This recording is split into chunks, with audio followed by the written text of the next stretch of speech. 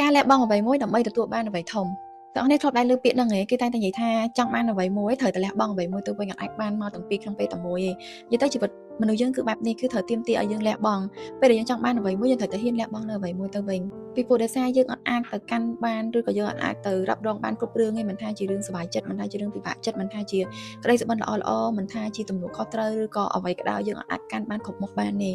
ដូច្នេះហើយនៅក្នុងជីវិតរបស់យើងម្នាក់ៗគឺគេទាមទារឲ្យយើងត្រូវជ្រើសរើសហើយក្នុងការជ្រើសរើសប្រកាសជាមានការលះបង់ទៅវិញហើយនៅពេលដែលយើងជ្រើសរើសរបស់មិនថាជាអ្វីក៏ដោយនៅពេលដែលយើងពាក្យថាជ្រើសរើសចេញមកប្រកាសជាមានមួយយើងជ្រើសរើសយកមួយទៀតយើងជ្រើសរើសបោះបង់ហើយអញ្ចឹងប្រកាសជាមានពាក្យពីរហ្នឹងជាមួយគ្នាប៉ុន្តែត្រូវចាំថាពេលខ្លះការលះបង់អ្វីដែលតូចៗនៅក្នុងថ្ងៃនេះវាអាចទៅជា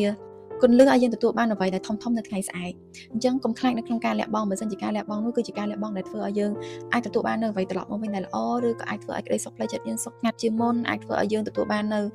អារម្មណ៍សុខសប្បាយជាងមុនគឺយើងអាចនឹងលះបង់បានប៉ុន្តែក៏មិនមែនថាយើងលះបង់ដើម្បីធ្វើបាបអ្នកណាម្នាក់ហើយដើម្បីយកសុខខ្លួនឯងដែរមិនមែនទេការលះបង់ដែលខ្ញុំនិយាយនេះគឺលះបង់នៅក្នុងនាមខ្លួនឯងជាខ្លួនឯងមិនប៉ះពាល់ឬក៏មិនពាក់ព័ន្ធទៅអ្នកដទៃទេយើងលះបង់អ្វីមួយចេញទៅដើម្បីយើងទទួលបានក្តីសុខនៅក្នុងជីវិតខ្លួនឯងតែប៉ុណ្ណោះ